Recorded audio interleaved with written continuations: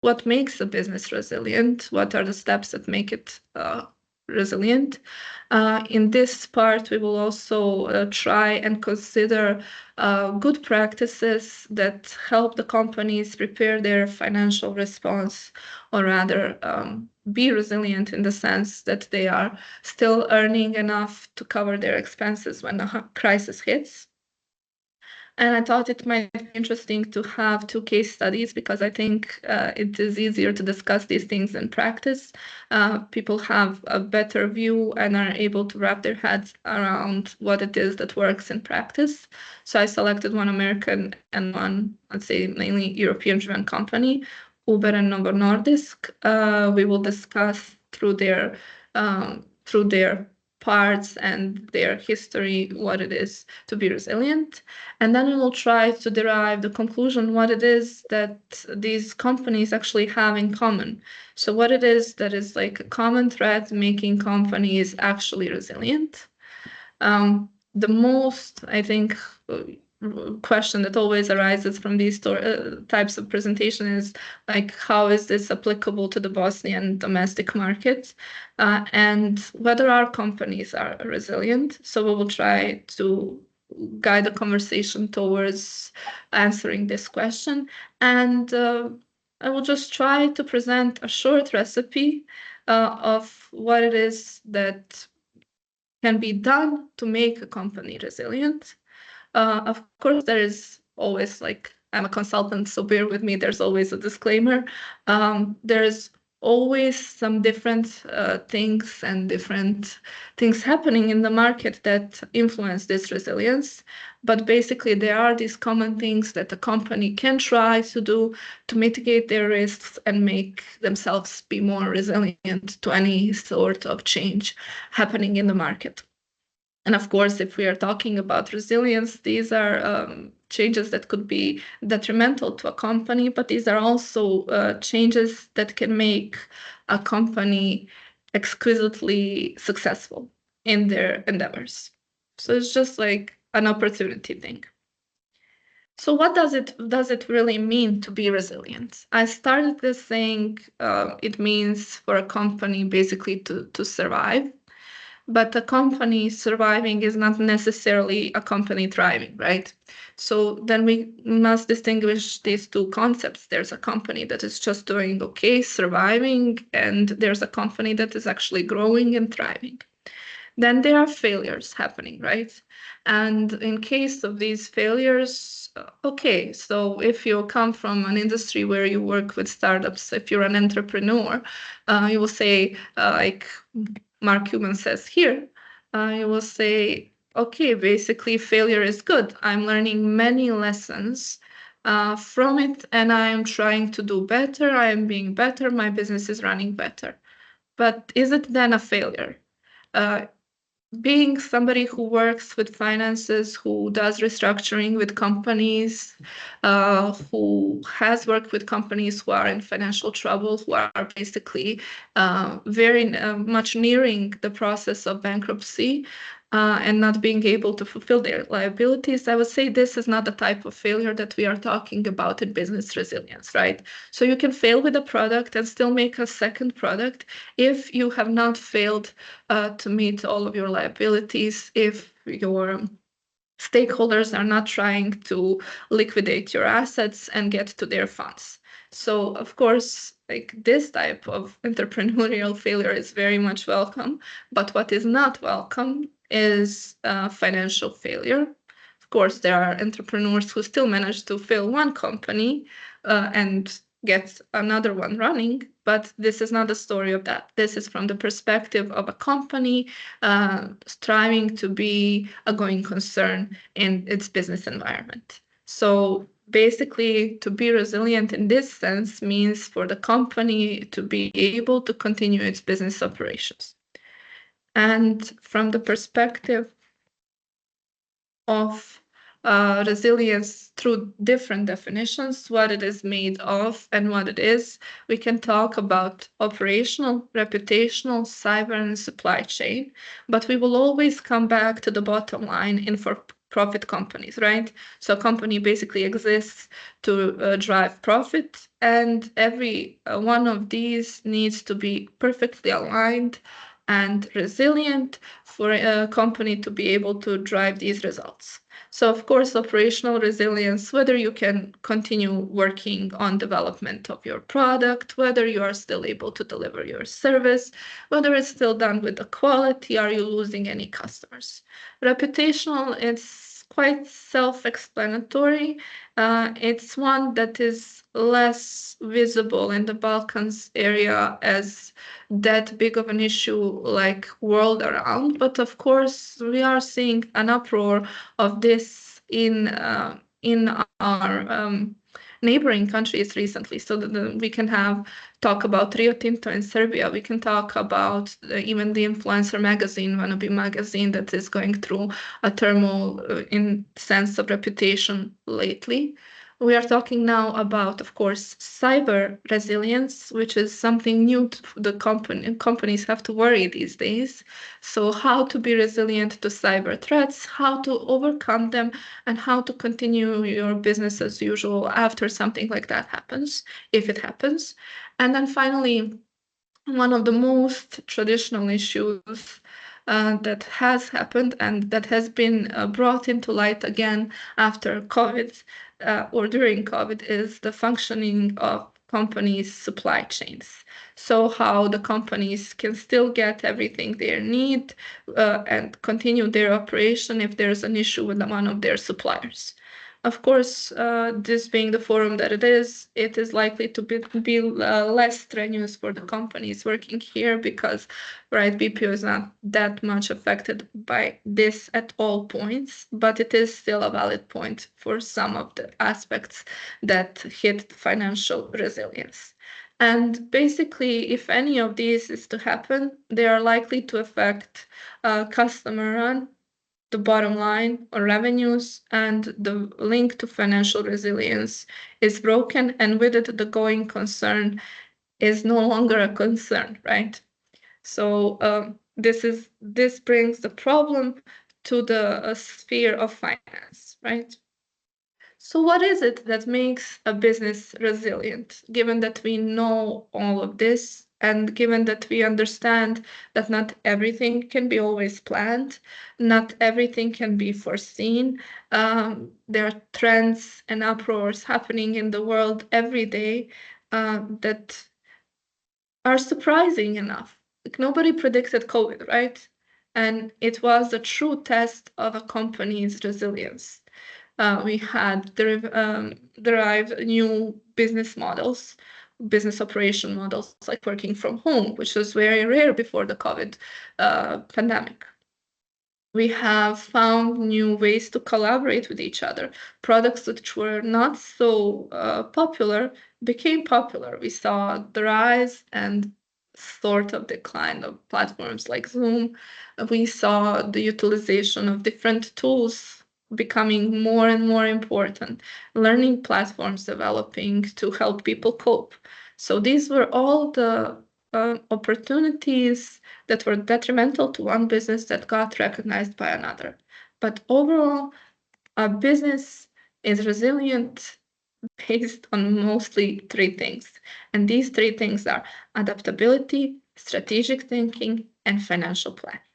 So no matter how you go about it, and there are different approaches within your operation, there are different approaches within your structuring, you will find that this is what makes companies basically resilient and able to continue.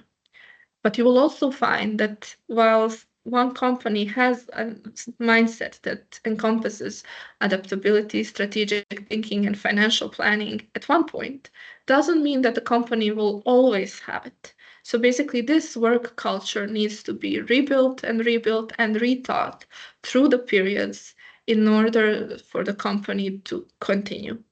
So when I talk about adaptability, it would be amiss if I didn't talk about Netflix.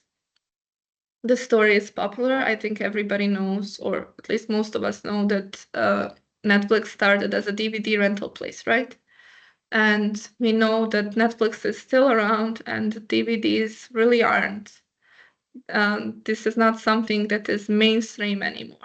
But in 2000s, the company pretty much understood what's going on with Netflix and tried to invest heavily in content production. With investing heavily in content production, but also in research development, modern technologies, items such as streaming platform development, they managed to overcome their issue. So at this point, when we talk about adaptability, we see the ability of the company to be creative, to understand what is going on in the market, and to find a way with its own niche to utilize it as an opportunity. So Netflix is still working with media that allows us to watch movies, sometimes even music, plays like Hamilton or anything like that, which it did previously as well, but it's just rethought creatively the way it was doing what it is doing.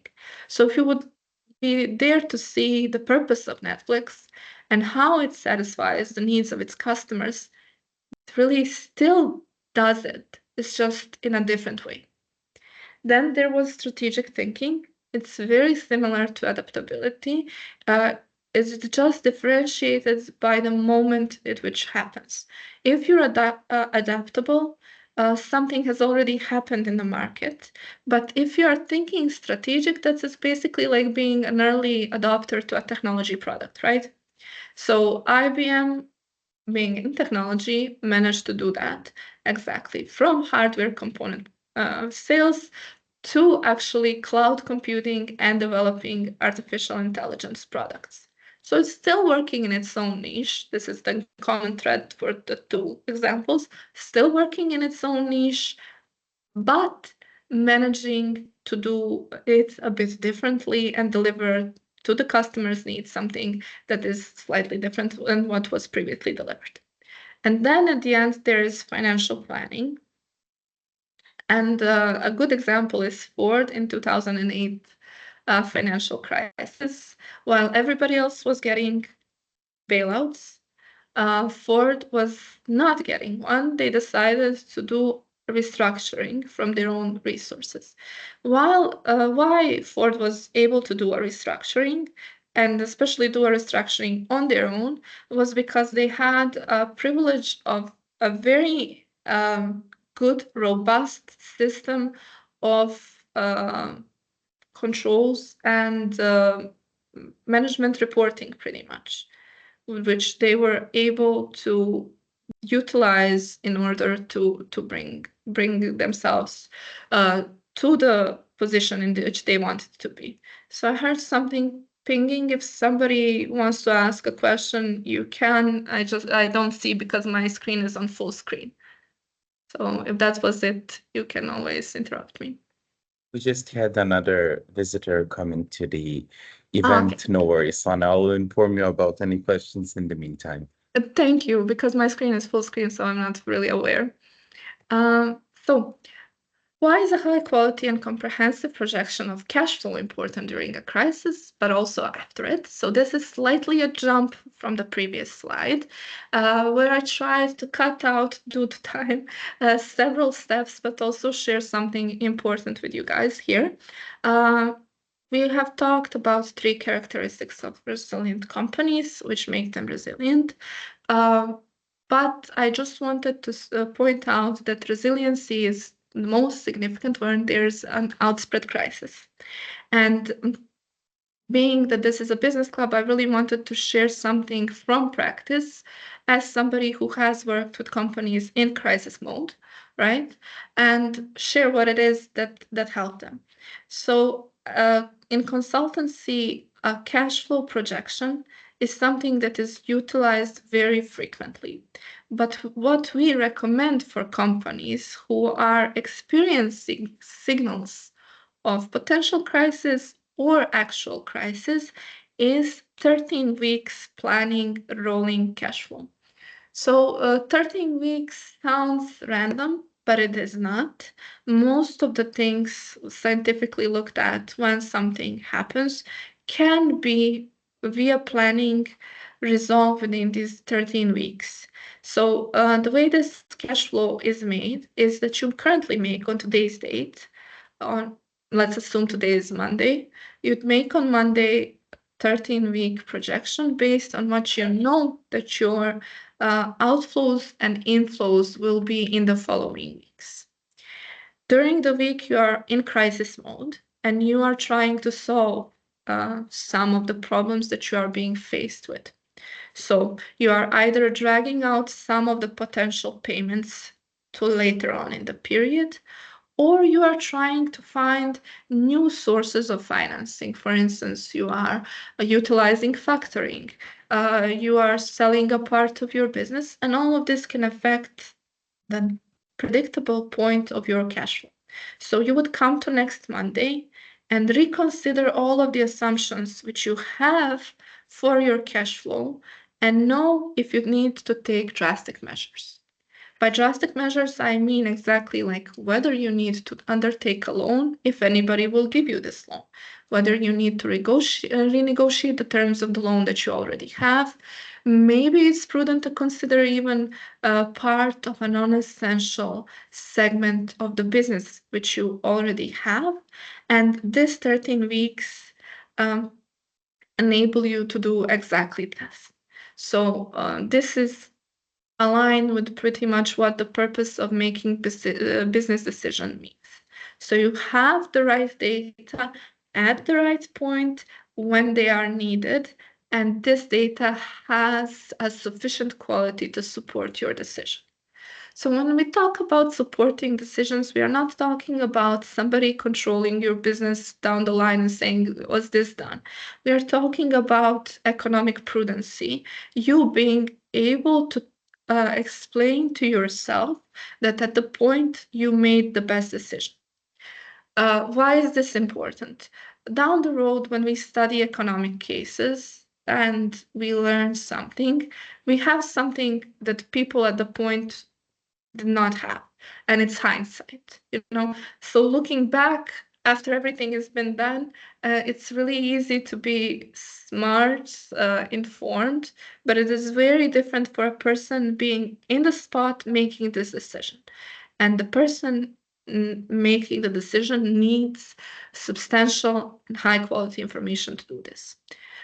Secondly, your business cash flow projections are there to help you identify risks which you really did not potentially foresee once you were trying to make the business plan and once you were trying. So it's pretty much a simple concept. It's just about not going in to any sort of decision making blind. So you are finding the risks. Potentially, you did not know that some of your suppliers are delayed and that you need to consider how this will affect you. Then again, there is also one significant component of why cash flow is important in crisis. It's because this is what banks like to see. If you're in trouble, they're not looking anymore at your revenue. Nobody is. Because you might have a great revenue stream, but poor collection, right? And this might be the reason why you are in trouble at the first place. So they are trying to see how able you are going to be to pay their loan interest rate and still maintain your business. And again, to communicate with all of the relevant interested parties. What does it mean? So we always think, okay, we are making a solution. We are making solution in the management suite with our finance department, potentially with our finances. But what is going on the other hand, with our suppliers, with our buyers, and most importantly, our workforce? So what if our workforce is hearing something from the market, not being signaled by us, and panicking, and then we have an issue of operational resilience. So these plans need to be also tailored and clearly enough to be able to communicate it to employees, owners, state institutions, auditors, customers, suppliers, creditors. In one word, all the relevant stakeholders that you are working with.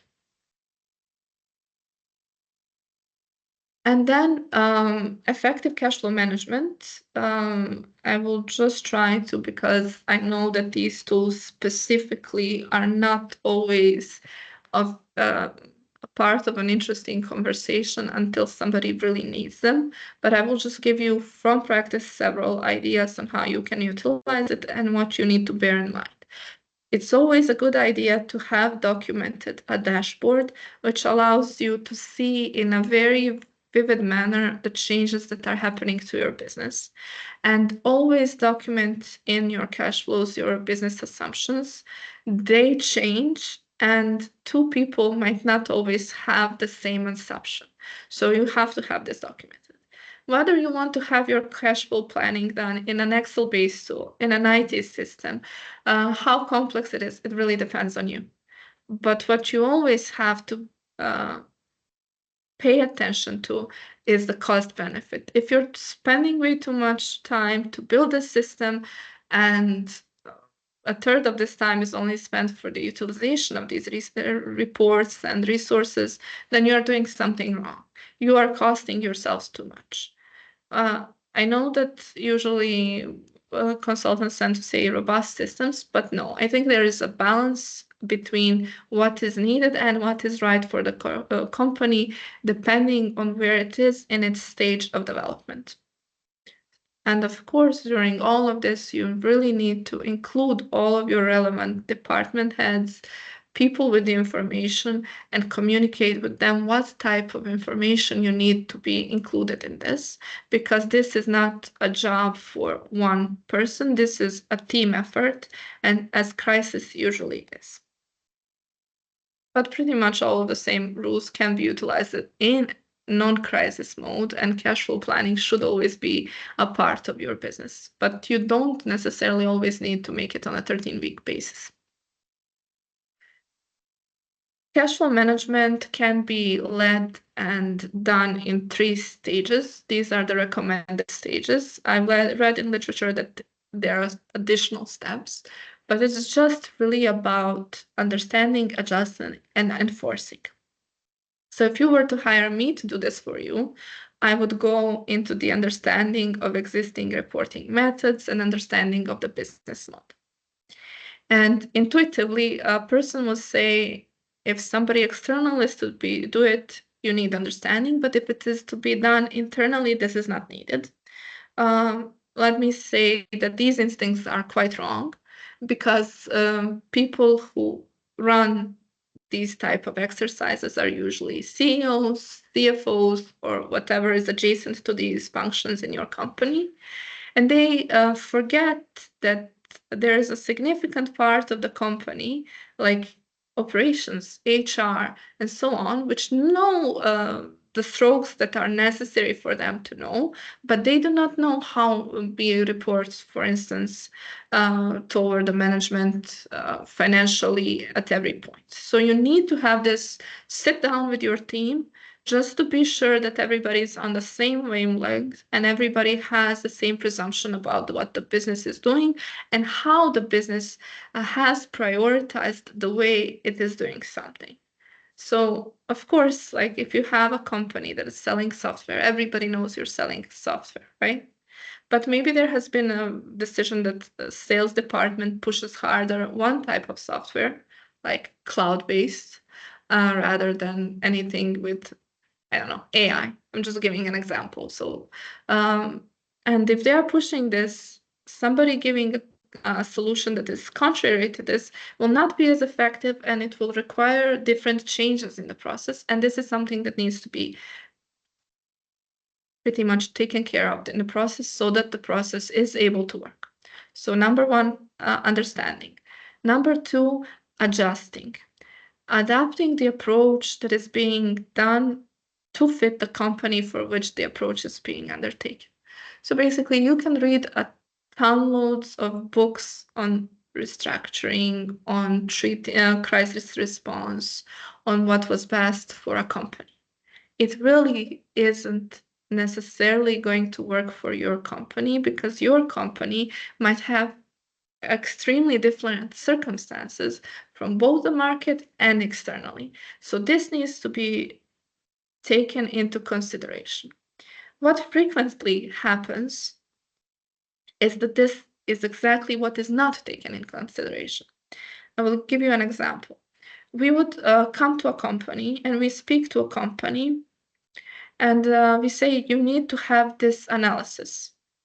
Do it yourself. We can do it, whoever does it, but you need to have this analysis and understand what it is that brought you here, what it is that is most important, what is the core of your business, how the core of your business can be entangled, and if there are some parts of the business which are your pet projects, but are not necessarily core to the survival and retention of the workplaces in this company, and also retention of healthy revenue.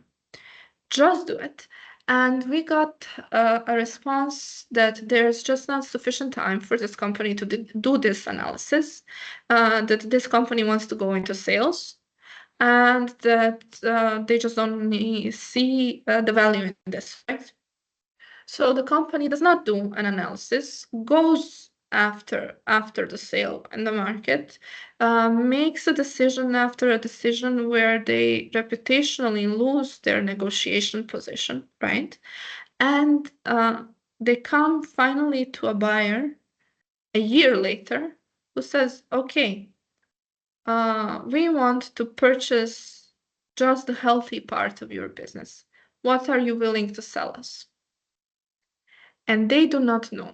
They have an assumption, but this assumption is not pulled by data. They have lost their negotiation position, and now it is beyond a fire sale. They have to sell the company, and they're literally about to sell the company pretty much for just being paid for the debts. So the owners are not earning anything from the sale. And the only benefit that they could potentially have is to keep their workplaces within the company in some way or another. What I'm trying to say is there's a crisis, and everybody is inclined to start waving their hands and running from a fire, right? But you need to consider and you need to be mindful. You need to do some deliberate thinking, which are significant concepts, right, in psychology. You need to make deliberate decisions. Maybe there is a fire extinguisher in the other room, and you are not seeing it because you're flailing your arms. Just an illustrative example, right? But basically, there is always time to think. And then whatever you think of, you need to enforce. This step is problematic, especially in crisis response, and especially in dealing with the owners in crisis response. They are often emotional. They are the best connoisseurs of their business and their business vision, but they are often emotional, and it's hard for them to stick to the plan that was made.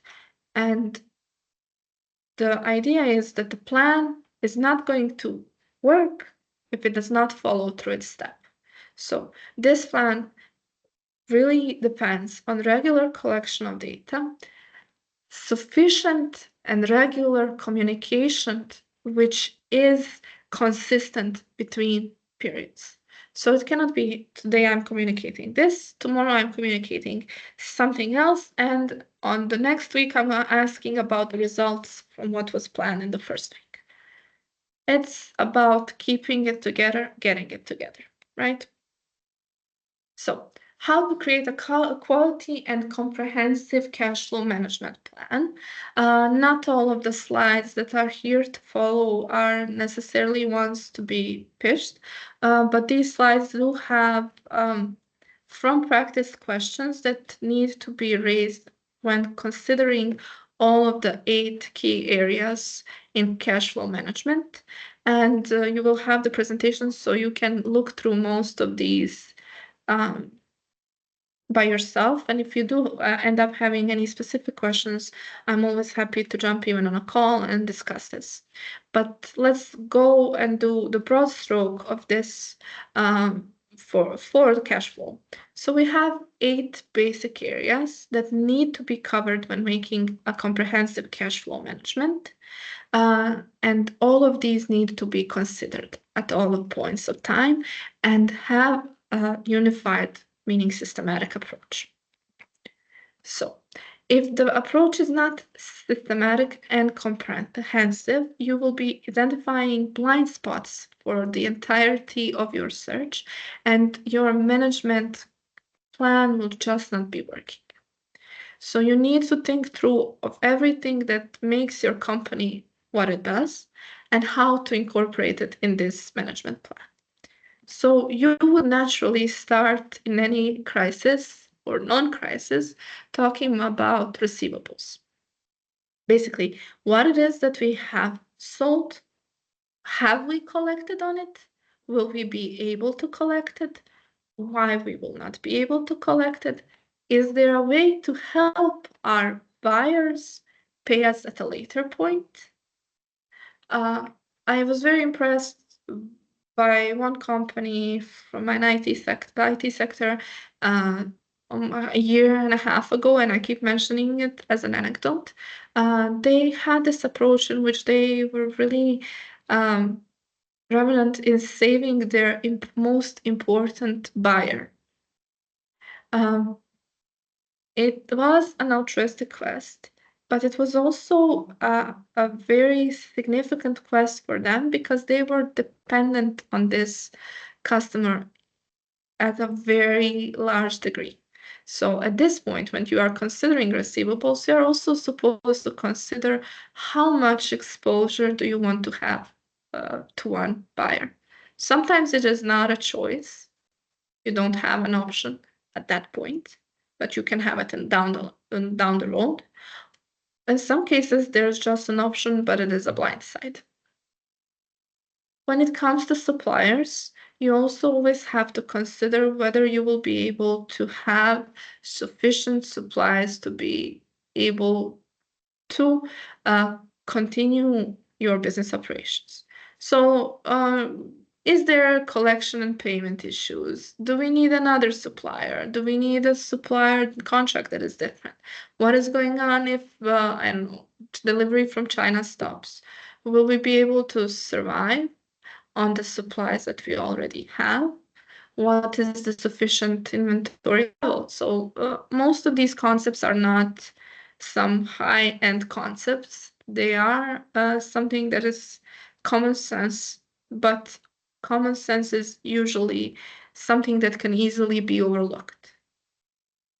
Basically, in the part of inventories, you should be considering whether you have a sufficient amount of inventories and whether this inventory amount is optimal for both response to crisis and your expenses. For most of the companies that are working in a BPO sector, income and expenses and employee segments of cash flow will be the most significant. So these are companies that are not inventory heavy, fixed asset heavy, or anything similar, but who employ key talents and really need to know, and potentially work overseas. So you really need to know what happens if there are potential price shocks, what are necessary and what are unnecessary expenses that can be cut down momentarily, but bearing in mind that you still need to have some expenses to maintain the current level of business operations. And again, an open, transparent approach to your employees so that you are able to keep your employees and protect key talents and skills, which pretty much in this case make your business. Again, in terms of investments, for me, the most important part of investment consideration is the divestiture. So whether there is a branch of your business that you really don't want to hold on to or could get rid of and still be able to maintain revenues and going concern. And financial flows. So basically, is there a chance of being refinanced? Will a bank be willing to enter this transaction? And will we be able to give the bank sufficient proof that even though there's a crisis, we as a company are able to repay these debts? This is all the considerations of financial modeling. So you need to take care of these. An example of a cash flow management tool. So I chose several of these just to show you. They are not really scary. They are not really horrific, and they are not complex to make if you have data in any sort available to you. It's just about practice, and preferably you'll be doing this before a crisis hits. So this is a tool on which you can rely to build your resilience and even to help you foresee some issues happening in the future. So I said we will talk about two specific cases today, Uber and Novo Nordisk. I made these slides intentionally in the same manner so that you can see what is in common for these two companies and what made them resilient through COVID, what made them resilient through different regulation changes in pharmaceutical industry, and through just day-to-day business. So this is Uber in numbers. As we know, Uber is hugely successful, but for me, the most impressive point on the entirety of this slide is this 83% increase of revenue from 2021 to 2022. These companies are quite late in publishing their reports, so this was the one that was easiest to find to represent Uber. But it has a very, let's say, impressive history of operations. What was the first issue Uber faced? It was the issue of regulation. And basically what happened was that Uber is a non-traditional taxi, right? And taxi market is regulated. Just look at our markets. Like, we need to have a license. These people need to be vetted. These licenses are passed from generation to generation. So what did Uber do to be resilient to this and to be able to deliver the service? They made a relationship, a long-lasting relationship with the regulator. And sometimes once the relationship building with regulator is mentioned, people get question marks. Is this okay? Is this? Of course it is okay. So we're not talking just about lobbying in any immoral way or anything. You need to speak to the regulator because you are the one working in the trenches of the operation and you understand the operational issues that you are faced with. The regulator has a view from the regulation. But you must understand, once you are a pioneer in your industry, then these regulations don't necessarily mean the same for you, and they can be more of a burden than the use. So in this case, what is the possible action plan? And you will see this on the right. So what are the steps that you can take? If you are still looking at this and you are still facing regulation, which is complex, you need a compliance department.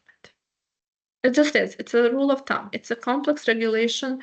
You cannot do it by yourself. Then you need to make your staff aware of what it is significant so that you avoid any sort of inadvertent breach of these regulations. And then you're supposed to track development in regulation and expected regulation and voice your concerns to the regulator. All law setters have a very transparent and open process of bringing laws into action, especially in the continental European law, where you can voice your concerns.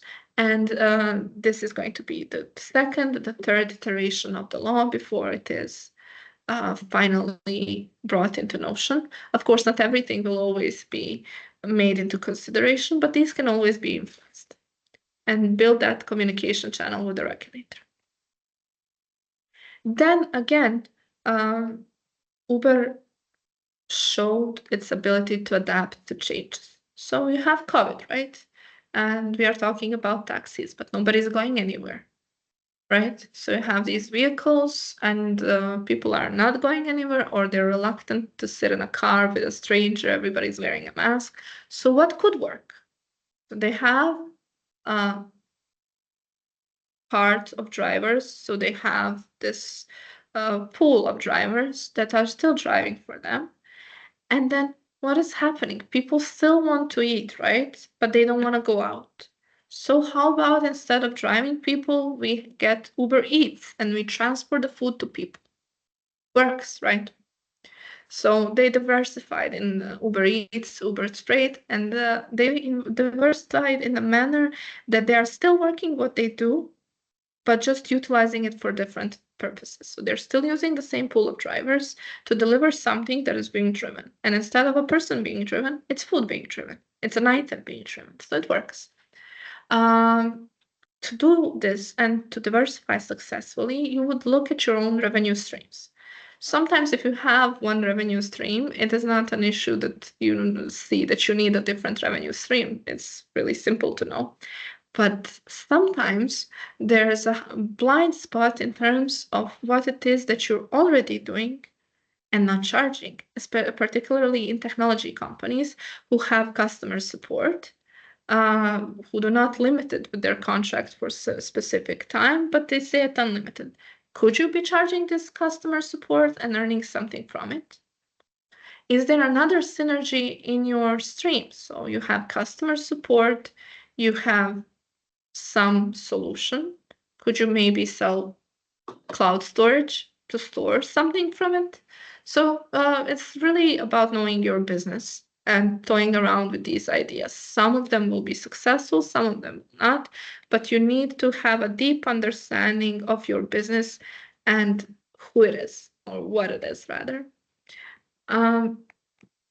Then again, if you're delivering something to clients, over time you need to keep the high level of service delivery.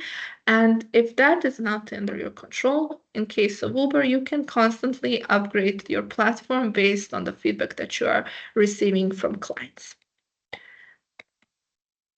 Again, as a next step, you can strengthen brand presence and driver support, because drivers are extremely significant to Uber in their platform.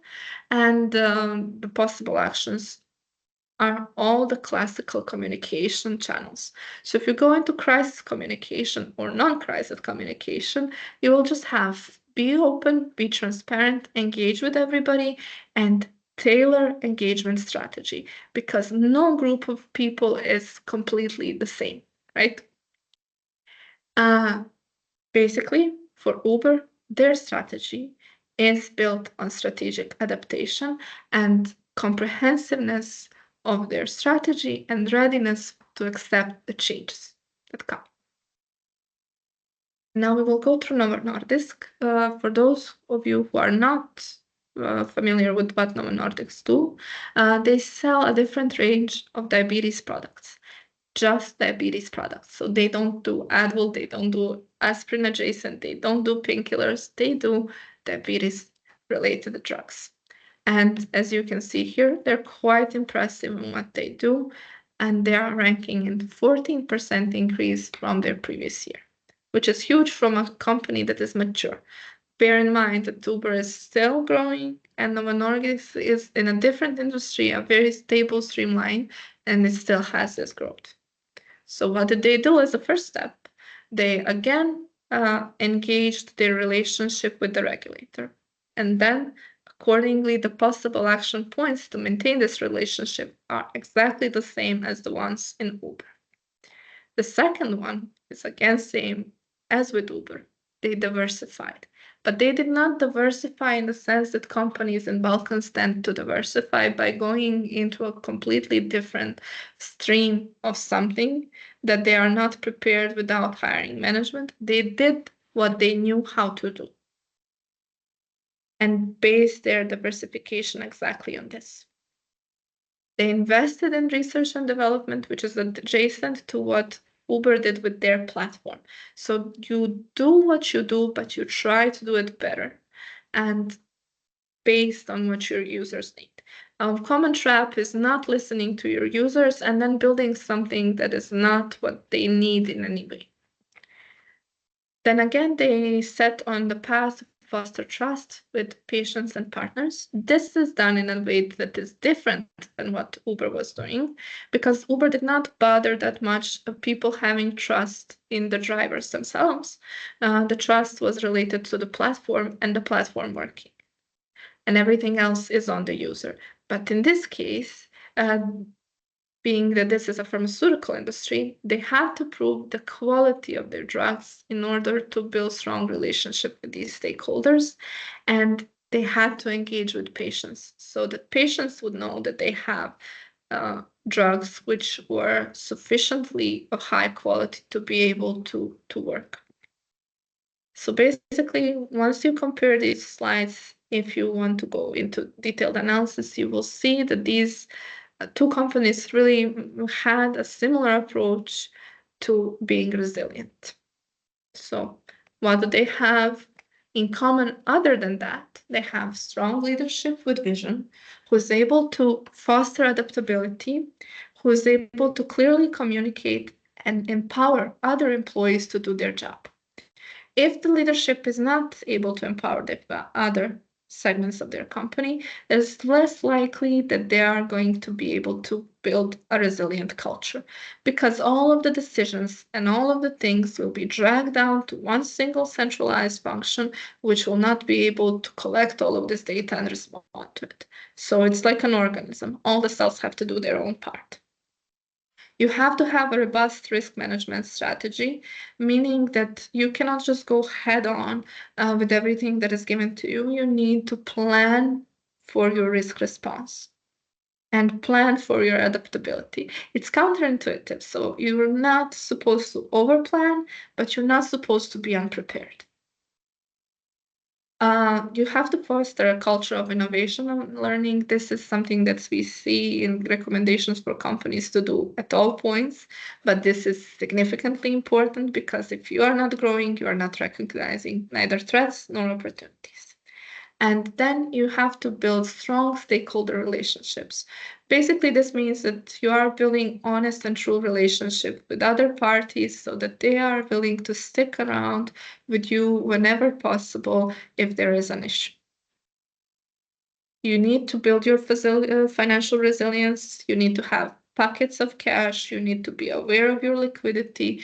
You need to have know your optimum of debt that you can receive. And for those of you who do not deal in economics, the optimum is not zero. It's always good to have something from borrowed resources if you're a company, but not a large amount. This is calculated by economic formulas, so you can always look it up. But you need to be aware of your company in a sense of its financial position and utilize these tools. And then you can only be agile in your operation and you can adapt what your users are telling you. So if something is wrong, they're going to definitely tell you, and you're going to be able to learn from this, adapt, and give a better product or service to your market. So our company is in Bosnia resilient. We get asked this a lot by investors, and we answer this a lot as in principle, yes, but it's a generalization. And we all know that the generalization is never, ever a good thing. It really depends on the industry and on the company.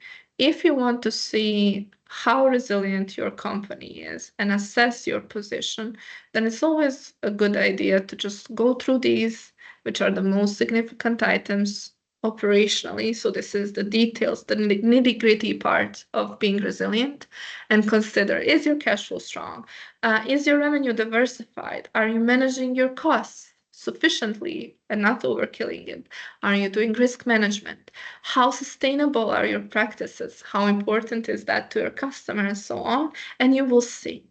But in principle, we say we are counter-cyclical, right? If there's a cycle of crisis somewhere in Europe, we are not in it at the same point. It comes to us later. So if we are smart, we can learn from the mistakes of bigger economies. And that's why we sometimes tend to seem more resilient But if you look at the banks and foreclosures, I could tell you that this number is currently increasing, right? So meaning that there's something happening, damaging our resilience, and this is the time to look at all of our financial planning and where we are.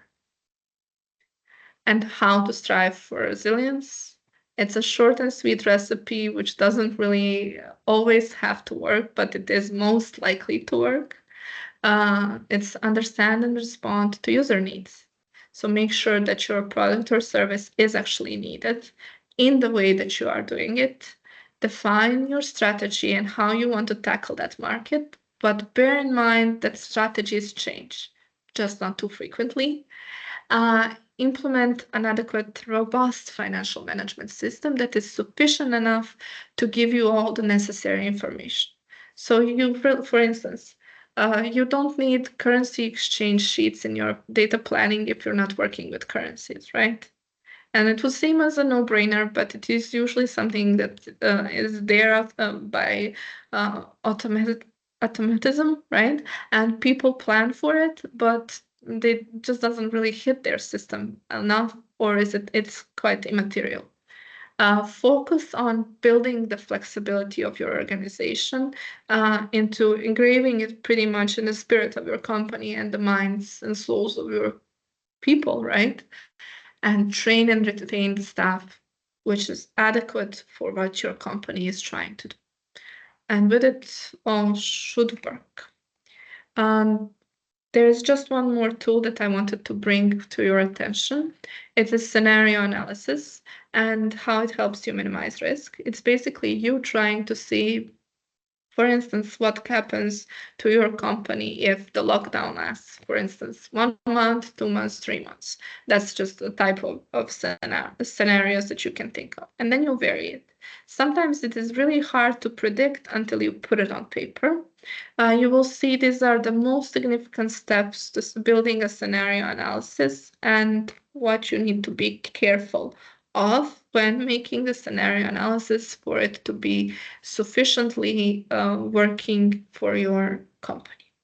So you will have this presentation, but I would like to address if there are any questions that you would like to raise immediately so that we can address what you need at this time.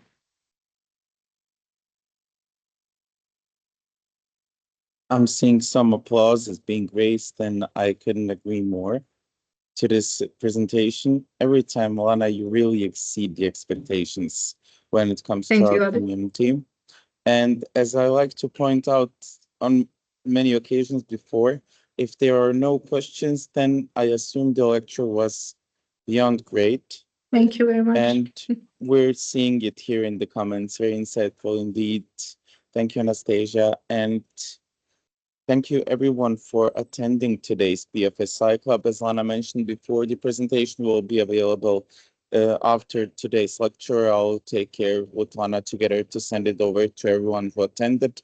And of course, the recording will be available for those who couldn't attend today's BFSI Club but would like to hear more. And Lana is open for any other questions you might have after seeing the presentation to discuss further and maybe start collaboration with PwC, which we highly encourage and support. Thank you once again, Lana, and everyone in the audience for joining us. Thank you, Adi, and thank you everybody for being here today. Until the next time, have a great rest of the week. Goodbye. Thank you. Bye.